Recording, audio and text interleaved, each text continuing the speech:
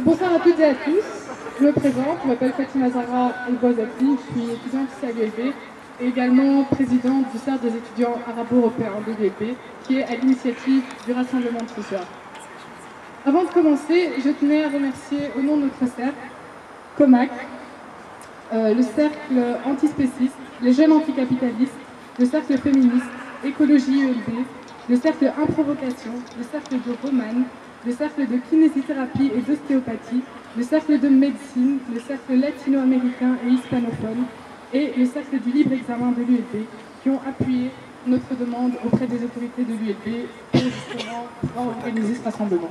Je tiens avant tout à vous remercier, vous qui vous êtes déplacés, qui avez accordé de votre temps pour que l'on puisse se rassembler ce soir, car cette action symbolique, c'est la nôtre à tous. Enfin, je remercie les autorités de l'ULB, le recteur qui est parmi nous, le vice-recteur aux affaires étudiantes, le porte-parole de l'ULB, ainsi que la surveillance générale, qui ont permis le bon déroulement de ce rassemblement. Donc, depuis le début de la guerre en Syrie, les populations civiles sont les victimes des massacres perpétrés par les différents partis impliqués dans ce conflit. Le nombre de morts s'élève à environ 400 000. C'est un chiffre qui nous est avancé par l'émissaire de l'ONU ou encore l'Observatoire syrien des droits de l'homme dans son dernier rapport. Ces derniers jours, des témoignages et des images les plus insoutenables nous parviennent à travers les réseaux sociaux et à travers les médias. Les terres syriennes sont devenues un véritable lieu de massacre.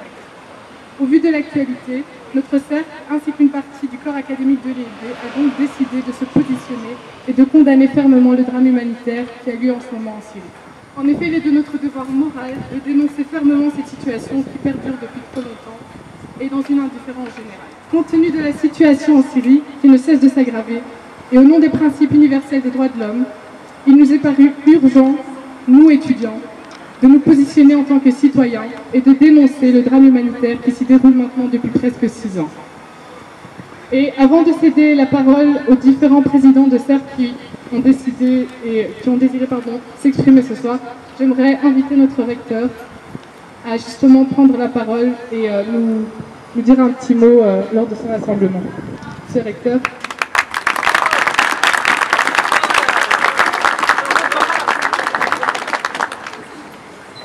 Merci beaucoup. Bonsoir à tous. Alors on est la veille de Noël. C'est peut-être pour cela que le cercle a choisi ce moment pour symboliser un moment de révolte dans une longue agonie que subit les habitants de Syrie depuis maintenant 6 ans. Et je trouve que c'est important.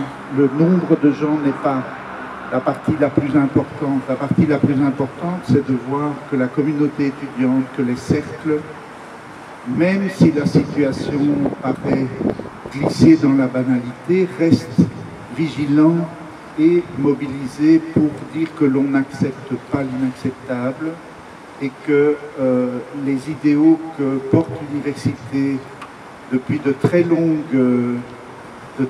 périodes restent vivaces dans les jeunes générations que nous formons. Alors, pour les autorités de l'université, ce n'est pas une action isolée, c'est l'inscription dans des valeurs qui sont fortes depuis la fondation de l'université, que nous essayons de continuer à porter. C'est important d'avoir ensemble une pensée pour ces gens qui sont aujourd'hui dans les situations les plus terribles qu'on peut imaginer pour des femmes, des hommes et des enfants sur Terre. Et je vous remercie tous d'être là. Merci, monsieur le recteur. Donc, je suis ici pour représenter COMAC. Et donc Fatima l'a dit tout à l'heure, on a ces dernières semaines eu beaucoup d'images et de témoignages venant directement d'Alep. Et on voudrait aujourd'hui que nos responsables politiques prennent en main d'être à l'initiative pour un processus diplomatique de paix qui inclut les acteurs sur place. On voudrait aussi que les responsables politiques acceptent un accueil digne pour les réfugiés qui fuient ces guerres et qui fuient ces groupes terroristes, et qu'il y ait un arrêt des guerres impérialistes sous des prétextes soi-disant démocratiques qui ne sont ni dans l'intérêt des populations sur place, ni dans l'intérêt des populations ici. Près de 400 000 personnes ont été tuées par le régime Assad. La solidarité humaine et l'internationalisme nous font comprendre combien cette contre-révolution pousse des milliers de réfugiés à mourir sur la route vers l'Europe.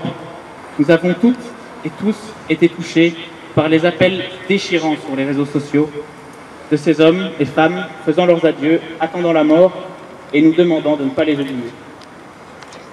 Il est temps que cela cesse. Il est temps pour nous, en tant qu'êtres humains, de nous mobiliser pour que la communauté internationale agisse. Donc avec le Cercle Écologie, nous souhaitions apporter notre solidarité au peuple syrien. Je pense que ces jours-ci, c'est des jours particuliers.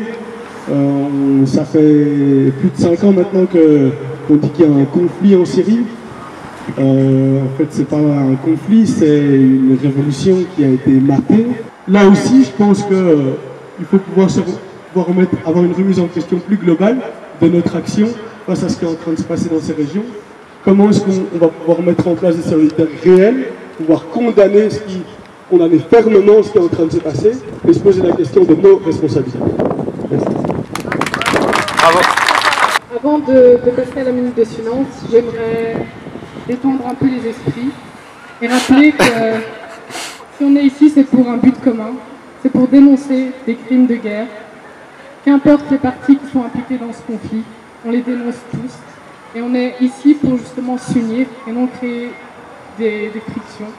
Et dans cet esprit-là, j'aimerais qu'on passe à la minute de silence. Merci.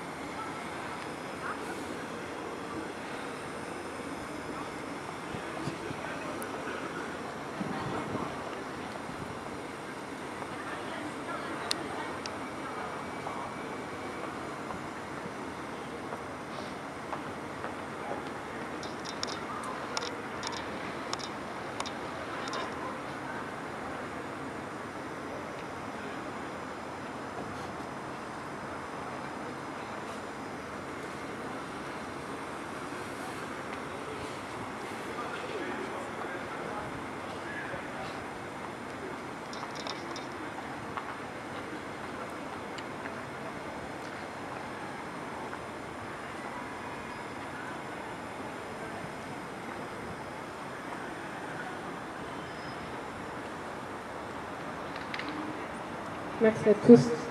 En hommage à ce peuple trop longtemps opprimé, en hommage à toutes les victimes de ces presque 6 ans de guerre, nous allons passer au lâcher de ballon.